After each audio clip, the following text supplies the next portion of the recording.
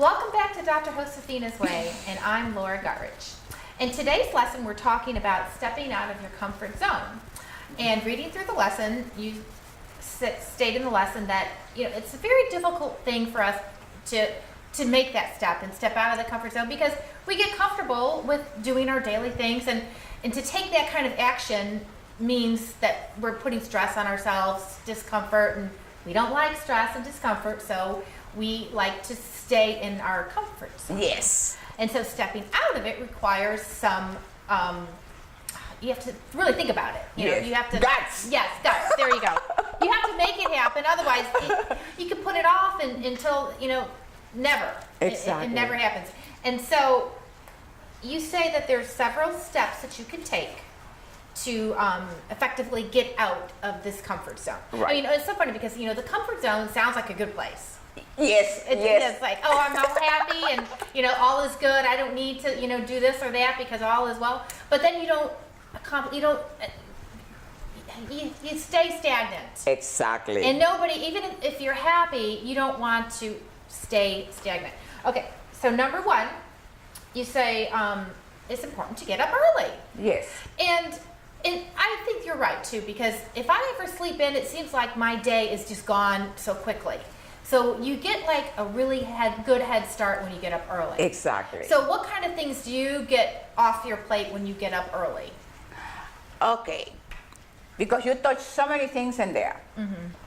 It will be good for somebody to get up early if that person is not used to it. Mm-hmm. Because that's the moment that you're stepping out of your comfort zone. Okay. Instead of getting up at 8 o'clock, you get up at 5 or at 6. Mm-hmm. So immediately you have, because you're just getting out at a different time. So that is when you're really challenging yourself, when you're doing something that you're not used to. Because like you were saying, then you get into that happy place. But the happy place sometimes is a place of mediocrity.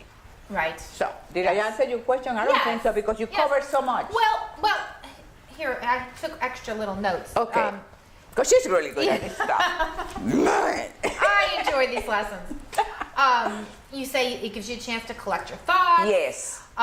Mentally prepare yourself for the day. Okay, let's stop there, Laura. See, if somebody is not used to get up earlier and that person is trying to do that, imagine then all the benefits that you had just to collect your thoughts instead of rushing to work, rushing to the shower, Right. rushing to this. You don't have time to breakfast. Right. And then you don't feel good the whole day. So I like getting up a little bit early, and I have to do it now because of Celeste. I have to get her to school. Exactly. And so I was forced to make myself get up a little earlier, and I kind of like it because there's like this certain tranquility and stillness Exactly. that early. I like to Exactly. drink sip on my coffee and read the paper. Yes. I'm still one of those people that actually reads the paper. Yes. And so I do enjoy that. I can't just rush through the morning without taking that little downtime. That's kind of like my meditation almost, just by myself, drinking my coffee, reading the paper. Yeah, you're putting your thoughts together, Yes. you're sort of preparing yourself for the new day, it's starting your new day. Absolutely. I think it's a healthy way to approach the day. Yes. Instead of hysterical and everything is a mess. Getting up and you're late and you got to throw the clothes on, you can't find your shoes. Rush the kid, rush everybody, step the dog, do that. So true. And there's some people who live that way. Oh yeah, that's my God, just the that's norm. crazy. That's their comfort zone. Yeah. Number 2, you say to set an impossible goal. Okay, now, have you done that, like getting yourself out of your comfort zone? You live a happy life. You really have a happy life. Have you done anything lately to get you out of the happy life? Well, I'm the type of person, I know one of the steps is to learn to say no. Yes. I have a hard time saying no because I want to do everything. I don't want to miss out. And then I end up putting too much on my calendar. Yes. And I start having conflicts, and that is stressful.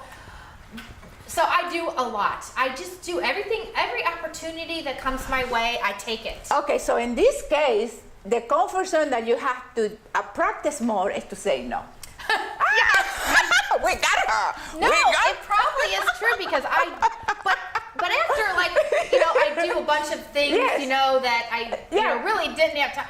I'm always happy, and I feel a sense of, I don't know, relief and what's the word I'm looking for? Accomplishment. Yes. That I got it all done. Exactly. And that's why I love taking photos, because I look back and I can see all the things I've done. I have like way too many photos. I know this is true, but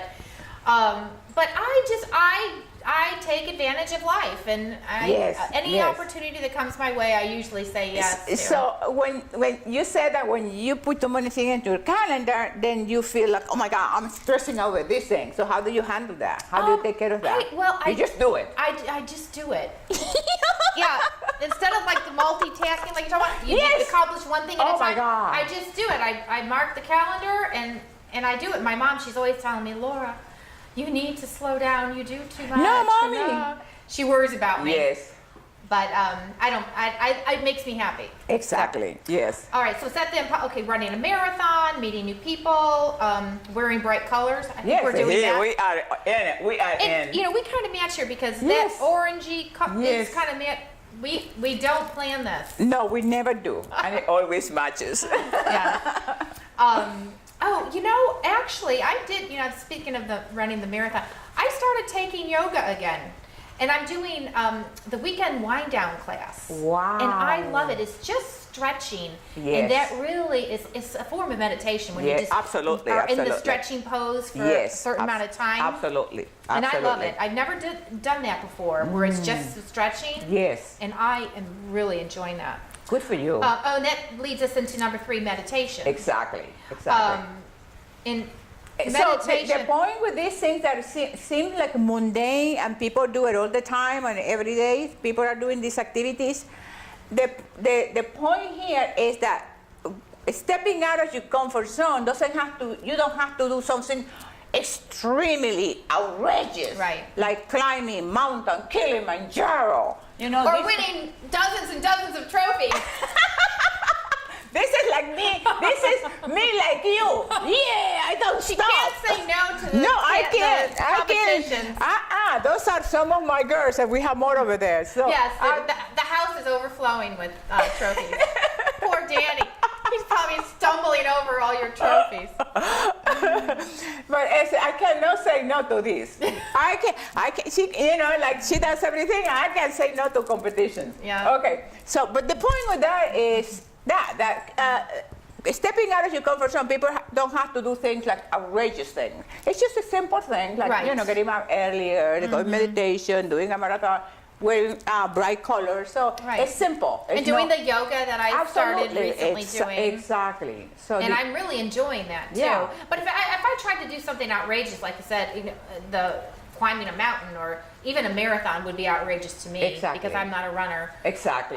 But the yoga, to me, I just absolutely love it. And then in the meditation segment, you mentioned that it actually improves our brain capacity. And how is that It helps for self-control. It helps the brain, the plasticity of the brain. It helps the brain to stay healthy. You know, because the thing with stagnation, when people feel, well, I'm happy here, I'm comfortable, I'm in my comfort zone, I don't want to change anything, then what happens, there is no flow of energy. Right. Whether it's knowledge, whether it's physical activity, whether it's spiritual, you know, we are energy. So when people just decide, I'm a certain age, therefore I have to stop living, like you said. Right. I mean, you say, I do it because I want to enjoy life. And you feel alive doing all the things that you do. So that's it, and that's healthy.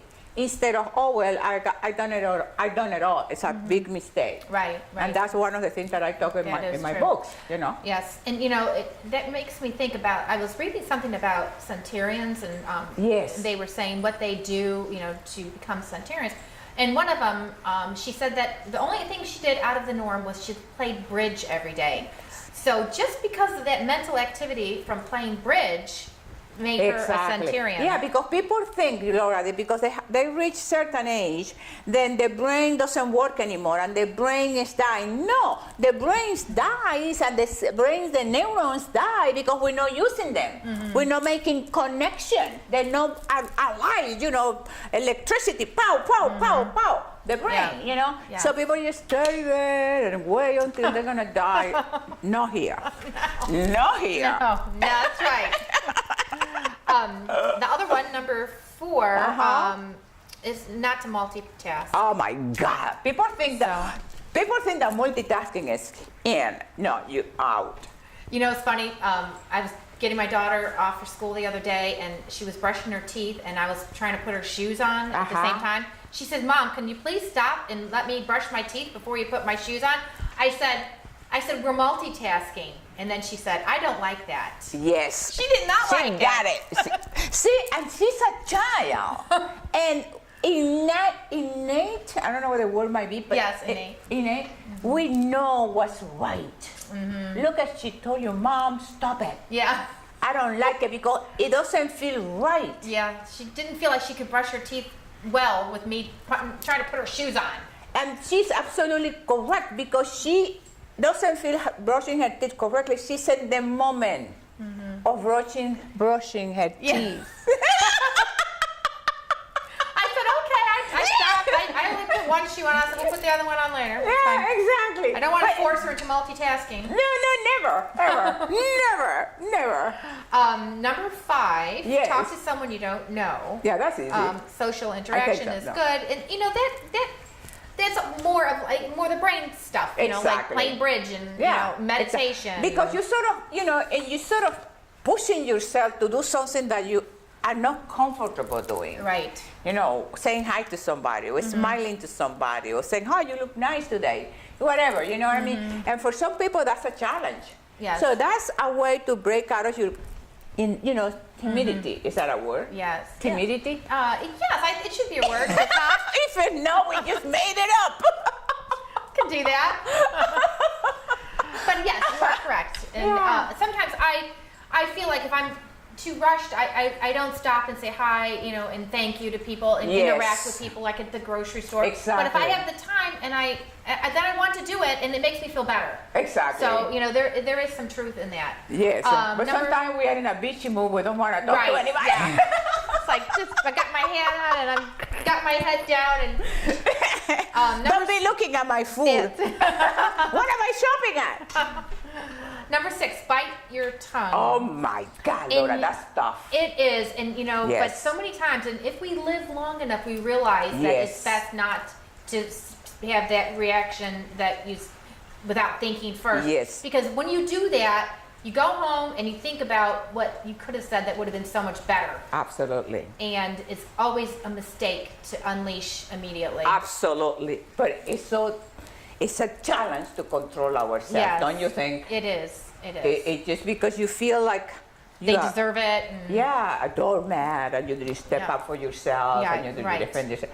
But you're absolutely right. In the long run, you feel more at peace, and you're glad you bite. How do you say bite? Bite your tongue, because you can't go back again after you already unleashed on them. You can't go back. Oh, and by the way, I forgot to say this before. But if you go home and you think about it, you can send that text or something if you want, getting it all right and correct. Yes. What you exactly want to say, in writing instead of just face to face. You know what I mean? Yes. I am talking from experience. And I'm not doing the texting. I don't do a thing. I just come home and say, okay, bye.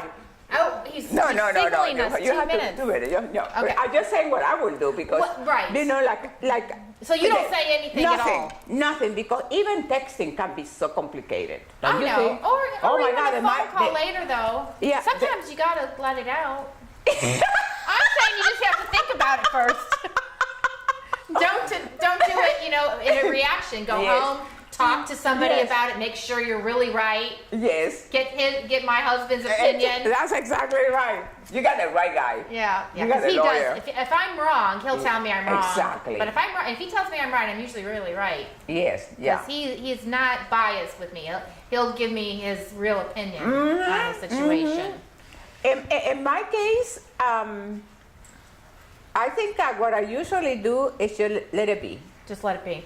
Just let it be. Especially if you feel that you didn't do anything wrong, or you didn't do anything wrong. Right, right. Because then I don't have to, I don't feel like I need to defend myself. Because they know. Exactly. And the They truth know. will always come up. Right. Sooner or later. Right, that is true. You It know, eventually does come out. Exactly. And then I find sometimes in my situation that defending myself is useless. Because once the person has their mind made up Right, about that's who true. you are and what they think about you. Well, patience is a virtue. Oh, It really that's is. moi. I know. I try to have that once in a while. Except in the gym, when I see people texting in the phone and they're sitting in the machine that I want to use. Get out of here. Yes, like, or people driving and they're Exactly, in their, exactly. Number 7, I think Yes. we are going to get through this. Oh, So, yeah, great. Say no. Yes. Okay, we talked a little bit about that. But yeah, because when you say yes to everything, then you spread yourself too thin and you can't commit to the things that you or want to commit to. Exactly. And it's not good for anybody, really. Exactly. You know, you only have 24 hours, and out of 24 hours, you have to have 8 hours of sleeping. You have to eat. You got to, so you gotta be managing that time very well. Yes, And you- then we had sometimes we need to say no. I'm already committed, and when we say no to this, then we're honoring the commitment that we already made. Right. And we right. don't fail. You And know? that's what my husband always says with cases sometimes. If he Yes. takes too many cases, then he can't honor the cases that he's working on. So he has Exactly. to have limits with how much he can put on his plate Absolutely. in order to be good to the clients that he's already got. Okay. Yeah. Number 8, quit putting things off. Yes. And that kind of takes us full circle with the whole thing because, you know, in the comfort zone, you're putting things off. Yes. So, Exactly. So, you know, don't do that. When people say I'll do it tomorrow. Yeah. Oh, yes. Yeah. That's a very common thing. You know, you always think, oh, I'll do it tomorrow, and we all know what happens about that. Tomorrow never comes. No. And I think it's time for us. I say pow, you say wow. Wow. What about our kiss? No, I forgot the kiss.